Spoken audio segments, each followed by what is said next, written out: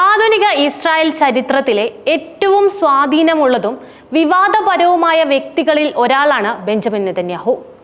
ഒരു സാധാരണ സൈനികനിൽ നിന്ന് ഇസ്രായേലിന്റെ ഏറ്റവും കൂടുതൽ കാലം പ്രധാനമന്ത്രിയായ വ്യക്തിയായി മാറിയ അദ്ദേഹത്തിന്റെ ജീവിതം അഭിലാഷത്തിന്റെയും പ്രതിരോധശേഷിയുടെയും വിവാദങ്ങളുടെയും ഒരു കഥയാണ്.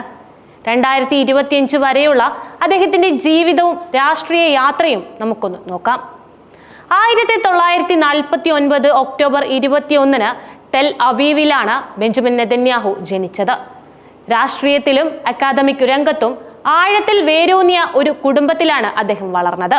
പ്രശസ്ത ചരിത്രകാരനും ഉറച്ച സയനിസ്റ്റുമായിരുന്ന പിതാവ് ബെൻസോൺ നെതന്യാഹു യുവ ബെഞ്ചമിന്റെ ലോകവീക്ഷണത്തെ വളരെയധികം സ്വാധീനിച്ചിരുന്നു. നെതന്യാഹു തന്റെ ബാല്യകാലത്തിന്റെ ഒരു ഭാഗം അമേരിക്കയിൽ ചെലവഴിച്ചിരുന്നു. അവിടെ അദ്ദേഹം ഹൈസ്കൂൾ പഠിക്കുകയും ഇംഗ്ലീഷിൽ പ്രാവീണ്യം നേടുകയും ചെയ്തു. ഇത് പിന്നീട് ആഗോളതലത്തിൽ അദ്ദേഹത്തിന് വലിയ സഹായമായി. 1967 നെതന്യാഹു ഇസ്രായേലിലേക്ക് മടങ്ങി. ഇസ്രായേൽ പ്രതിരോധ സേനയിൽ, അതായത് IDF ചേർന്നു. എലൈറ്റ് സ്പെഷ്യൽ ഫോഴ്സ് യൂണിറ്റായ സയററ്റ് മാറ്റ്കാൽ എന്ന വിഭാഗത്തിൽ പ്രവർത്തിച്ച അദ്ദേഹം 1972 തട്ടിക്കൊണ്ടുപോയ വിമാനത്തിലെ ബന്ദികളെ രക്ഷപ്പെടുത്തിയത് ഉൾപ്പെടെ നിരവധി ഉയർന്ന അപകട സാധ്യതയുള്ള ദൗത്യങ്ങളിൽ പങ്കെടുത്തു. അദ്ദേഹത്തിന്റെ സൈനിക സേവനം ബഹുമാനവും അംഗീകാരവും നേടിക്കൊടുത്തു. ഇത് അദ്ദേഹത്തിന്റെ ഭാവി രാഷ്ട്രീയ ജീവിതത്തിന് അടിത്തറ പാകി എന്ന് വേണം പറയാൻ.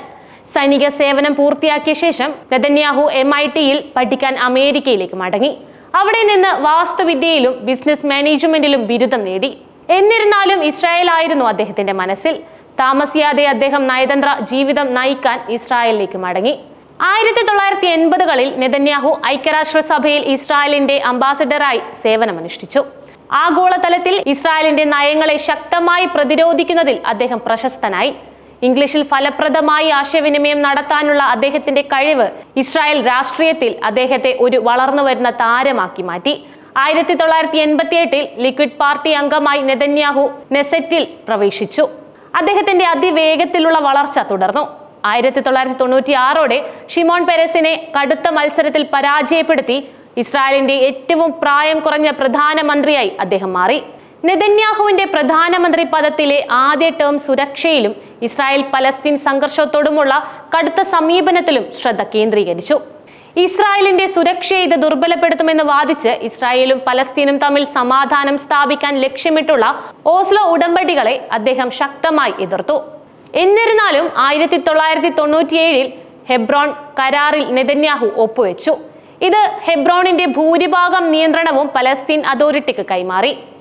ഇത് ഒരു പ്രായോഗിക നടപടിയായി കണ്ടെങ്കിലും സ്വന്തം പാർട്ടിയിലെ തീവ്രവാദങ്ങളിൽ നിന്ന് അദ്ദേഹത്തിന് വിമർശനം നേരിടേണ്ടി വന്നു. സാമ്പത്തിക പരിഷ്കാരങ്ങളായിരുന്നു നെതന്യാഹുവിന്റെ ആദ്യ ടേമിന്റെ മറ്റൊരു പ്രധാന സവിശേഷത. അദ്ദേഹം സമ്പദ് വ്യവസ്ഥയെ ഉദാരവൽക്കരിക്കുകയും സർക്കാർ ചെലവ് കുറയ്ക്കുകയും സ്വകാര്യവൽക്കരണം പ്രോത്സാഹിപ്പിക്കുകയും ചെയ്തു. ഇത് വലിയ സാമ്പത്തിക വളർച്ചയ്ക്ക് കാരണമായി. എന്നിരുന്നാലും അദ്ദേഹത്തിന്റെ ഭരണകാലം രാഷ്ട്രീയ അഴിമതികൾക്കും ആഭ്യന്തര പാർട്ടി തർക്കങ്ങളും കൊണ്ട് അടയാളപ്പെടുത്തപ്പെട്ടു. ഇത് 1999 തെരഞ്ഞെടുപ്പിൽ അദ്ദേഹത്തിന്റെ പരാജയത്തിന് കാരണമായി മാറി. 1999 തോൽവിക്ക് ശേഷം നെതന്യാഹു താൽക്കാലികമായി രാഷ്ട്രീയത്തിൽ നിന്ന് വിട്ടുനിന്നെങ്കിലും 2000 തുടക്കത്തിൽ ഏരിയൽ ഷാരോണിന്റെ കീഴിൽ ധനമന്ത്രിയായി തിരിച്ചെത്തി. ഈ സമയത്തെ അദ്ദേഹത്തിന്റെ സാമ്പത്തിക നയങ്ങൾ ഇസ്രായേലിന്റെ സമ്പദ് വ്യവസ്ഥയെ പുനരുജ്ജീവിപ്പിക്കുന്നതിൽ വലിയ പങ്ക് വഹിച്ചു. 2009 നെതന്യാഹു പ്രധാനമന്ത്രിയുടെ ഓഫീസിലേക്ക് തിരിച്ചെത്തി. ഇത് ഇസ്രായേലിന്റെ ചരിത്രത്തിൽ ഏറ്റവും ദൈർഘ്യമേറിയ തുടർച്ചയായ ഭരണത്തിന് തുടക്കം കുറിച്ചു. അദ്ദേഹത്തിന്റെ രണ്ടാം ഘട്ടം ദേശീയ സുരക്ഷ, ഇറാനോടുള്ള കർശന നിലപാട്, വെസ്റ്റ് ബാങ്കിലെ ഇസ്രായേലി സെറ്റിൽമെന്റുകൾ വികസിപ്പിക്കുന്നതിനുള്ള പ്രതിബദ്ധത എന്നിവയാൽ നിർവചിക്കപ്പെട്ടു. അമേരിക്കയുമായുള്ള നെതന്യാഹുവിന്റെ ബന്ധം സങ്കീർണമായിരുന്നു. റിപ്പബ്ലിക്കൻ ഭരണകൂടങ്ങളിൽ നിന്ന് അദ്ദേഹത്തിന് ശക്തമായ പിന്തുണ ലഭിച്ചപ്പോൾ ഒബാമ ഭരണകൂടവുമായുള്ള അദ്ദേഹത്തിന്റെ ബന്ധം പലപ്പോഴും വഷളായിരുന്നു. പ്രത്യേകിച്ച് ഇറാൻ ആണവ കരാറിന്റെ വിഷയത്തിൽ. ആഭ്യന്തരമായി നെതന്യാഹു നിരവധി അഴിമതി ആരോപണങ്ങൾ നേരിട്ടു. ഇത് വ്യാപകമായ പ്രതിഷേധങ്ങൾക്കും അദ്ദേഹത്തിന്റെ രാജിക്കായുള്ള ആവശ്യങ്ങൾക്കും കാരണമായി. ഈ വെല്ലുവിളികൾക്കിടയിലും അദ്ദേഹം ഇസ്രായേൽ രാഷ്ട്രീയത്തിലെ ഒരു പ്രബല വ്യക്തിയായി തുടർന്നു. ഒന്നിലധികം തെരഞ്ഞെടുപ്പുകളിൽ വിജയിക്കുകയും അധികാരത്തിൽ ഉറച്ചു നിൽക്കുകയും ചെയ്തു. 2020 നെതന്യാഹുവിന്റെ നേതൃത്വത്തിൽ ഇസ്രായേൽ നിരവധി അറബ് രാജ്യങ്ങളുമായി ചരിത്രപരമായ സാധാരണവൽക്കരണ കരാറുകളിൽ ഒപ്പുവെച്ചു. ഇത് അബ്രഹാം ഉടമ്പടികൾ എന്നറിയപ്പെട്ടു. ഈ ഉടമ്പടികൾ ഇസ്രായേലിന്റെ ആഗോള നിലപാടുകൾക്ക് വലിയ മുന്നേറ്റമായി കണക്കാക്കപ്പെടുന്നുണ്ട്. എന്നിരുന്നാലും ഈ കാലയളവിലും ആഭ്യന്തരമായി അഴിമതി ആരോപണങ്ങളും തുടർച്ചയായ തെരഞ്ഞെടുപ്പുകളും അദ്ദേഹത്തിന് വെല്ലുവിളിയായി മാറി. 2021 12 വർഷത്തെ തുടർച്ചയായ ഭരണത്തിന് ശേഷം നെതന്യാഹുവിന് അധികാരം നഷ്ടമായി. ഇതൊരു യുഗത്തിന്റെ അവസാനത്തെ തന്നെ അടയാളപ്പെടുത്തി. എന്നിരുന്നാലും നെതന്യാഹുവിന്റെ സ്വാധീനം ഇസ്രായേൽ രാഷ്ട്രീയത്തിൽ നിഷേധിക്കാനാവാത്തതാണ്. അദ്ദേഹം രാജ്യത്തിന്റെ രാഷ്ട്രീയ ഭൂമികയിൽ ഒരു കേന്ദ്ര വ്യക്തിയായി തുടരുന്നു. 2022 അദ്ദേഹം വീണ്ടും അധികാരത്തിൽ തിരിച്ചെത്തി. ഒരു കൂട്ടുകക്ഷി മന്ത്രിസഭയ്ക്ക് നേതൃത്വവും നൽകി. ഒരു പുതിയ ഭരണവും ഇസ്രായേൽ പലസ്തീൻ സംഘർഷം, ഇറാൻ ഭീഷണി, ആഭ്യന്തര ഭിന്നതകൾ എന്നിവയുമായി ബന്ധപ്പെട്ട് നിരവധി വെല്ലുവിളികളും നേരിടുന്നുണ്ട്. 2023 ഹമാസ് ആക്രമണവും തുടർന്നുണ്ടായ ഗാസ യുദ്ധവും നെതന്യാഹുവിന്റെ ഭരണത്തിൽ വലിയ പ്രതിസന്ധിയുമുണ്ടാക്കി. യുദ്ധം കൈകാര്യം ചെയ്ത രീതി, ബന്ദികളുടെ വിഷയം, ഗാസയിലെ മാനുഷിക പ്രതിസന്ധി എന്നിവയെ ചൊല്ലി അദ്ദേഹത്തിന് ആഭ്യന്തരമായും അന്താരാഷ്ട്രമായും വലിയ വിമർശനം നേരിടേണ്ടി വന്നു. 2025 യുദ്ധാനന്തര സാഹചര്യങ്ങളും ആഭ്യന്തര രാഷ്ട്രീയ പ്രതിസന്ധികളും നെതന്യാഹുവിന്റെ മുന്നിലുള്ള വലിയ വെല്ലുവിളികളാണ്. അദ്ദേഹത്തിന്റെ പ്രധാനമന്ത്രി പദവിക്ക് ഭീഷണിയായി അവിശ്വാസ പ്രമേയങ്ങളും പ്രതിഷേധങ്ങളും ശക്തമായി തുടരുന്നുണ്ട്. ബെഞ്ചമിൻ നെതന്യാഹുവിന്റെ പാരമ്പര്യം തീവ്രമായ സംവാദങ്ങൾക്ക് വിധേയമാണ്. ഇസ്രായേലിന്റെ സമ്പദ് വ്യവസ്ഥയെ ശക്തിപ്പെടുത്തുകയും സുരക്ഷ ഉറപ്പാക്കുകയും രാജ്യത്തിന്റെ ആഗോള നിലപാട് ഉയർത്തുകയും ചെയ്തതിന് അദ്ദേഹത്തെ പിന്തുണയ്ക്കുന്നവർ പ്രശംസിക്കുന്നുണ്ട്. എന്നിരുന്നാലും അദ്ദേഹത്തിന്റെ നയങ്ങൾ ഇസ്രായേൽ സമൂഹത്തിനുള്ളിൽ ഭിന്നത വർദ്ധിപ്പിക്കുകയും പലസ്തീനികളുമായുള്ള സമാധാന സാധ്യതകളെ ദുർബലപ്പെടുത്തുകയും ചെയ്തുവെന്ന് വിമർശകർ വാദിക്കുന്നുണ്ട്.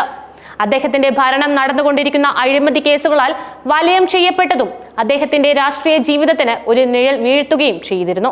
പലസ്തീനോടുള്ള അദ്ദേഹത്തിന്റെ കടുത്ത നിലപാട് ഇസ്രായേൽ പലസ്തീൻ സംഘർഷം വർദ്ധിപ്പിച്ചു. ഇത് വ്യാപകമായ ദുരിതങ്ങൾക്കും ജീവഹാനിക്കും കാരണമായി എന്ന് വിമർശകർ ചൂണ്ടിക്കാട്ടുന്നുമുണ്ട്. ഇസ്രായേലി സെറ്റിൽമെന്റുകൾ വികസിപ്പിക്കുന്നതിന് അദ്ദേഹത്തിന്റെ സർക്കാർ സ്ഥിരമായി പിന്തുണ നൽകി. ഇത് അന്താരാഷ്ട്ര നിയമപ്രകാരം നിയമവിരുദ്ധമായി കണക്കാക്കപ്പെടുന്നുണ്ട്. ഈ സെറ്റിൽമെന്റുകൾ ദ്വിരാഷ്ട്ര പരിഹാരത്തിന്റെ സാധ്യതയെ ഇല്ലാതാക്കുക മാത്രമല്ല, പലസ്തീൻ കുടുംബങ്ങളെ മാറ്റി പാർപ്പിക്കുകയും അവരുടെ ഭൂമി പിടിച്ചെടുക്കുകയും ചെയ്തു. അദ്ദേഹത്തിന്റെ ഭരണകാലത്ത് ഗാസയിൽ നിരവധി വലിയ സൈനിക നടപടികൾ ആരംഭിച്ചിരുന്നു. ഇത് വലിയ തോതിലുള്ള സാധാരണക്കാരന്റെ മരണങ്ങൾക്ക് പോലും കാരണമായി. 2014 ഗാസ യുദ്ധം ഓപ്പറേഷൻ പ്രൊട്ടക്റ്റീവ് എഡ്ജ് എന്നും അറിയപ്പെട്ടു. സമീപകാല ചരിത്രത്തിലെ ഏറ്റവും മാരകമായ സംഘർഷങ്ങളിൽ ഒന്നായിരുന്നു അത്.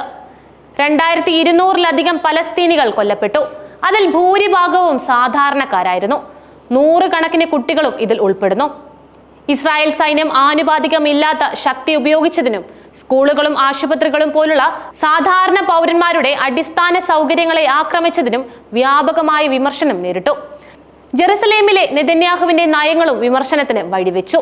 കിഴക്കൻ ജെറുസലേമിൽ ജൂത സെറ്റിൽമെന്റുകൾ സ്ഥാപിക്കുന്നതിനും ഷെയ്ഖ് ജറ പോലുള്ള അയൽ പ്രദേശങ്ങളിൽ നിന്ന് പലസ്തീൻ കുടുംബങ്ങളെ ഒഴിപ്പിക്കുന്നതിനും സർക്കാർ നൽകിയ പിന്തുണ സംഘർഷങ്ങൾ വർദ്ധിപ്പിക്കുകയും ആക്രമണങ്ങൾ പൊട്ടിപ്പുറപ്പെടാൻ കാരണമാവുകയും ചെയ്തു. മുസ്ലിങ്ങൾക്ക് പുണ്യസ്ഥലമായ അൽ അഖ്സ മോക്സ് കോമ്പൗണ്ടിന്റെ പ്രവേശന കവാടത്തിൽ 2017 മെറ്റൽ ഡിറ്റക്ടറുകൾ സ്ഥാപിക്കാനുള്ള തീരുമാനം വ്യാപക പ്രതിഷേധങ്ങൾക്കും സംഘർഷം കൂടുതൽ വഷളാക്കുന്നതിനും കാരണമായി. നെതന്യാഹുവിന്റെ സർക്കാർ വംശീയ വിവേചനം നടപ്പിലാക്കുന്നുവെന്ന മനുഷ്യാവകാശ സംഘടനകൾ ആരോപിച്ചിട്ടുമുണ്ടായിരുന്നു. വെസ്റ്റ് ബാങ്കിലും ഗാസയിലും അതുപോലെ ഇസ്രായേലിനുള്ളിലും പലസ്തീനികളോടുള്ള അസമത്വപരമായ പെരുമാറ്റം അവർ ചൂണ്ടിക്കാട്ടുന്നുണ്ടായിരുന്നു.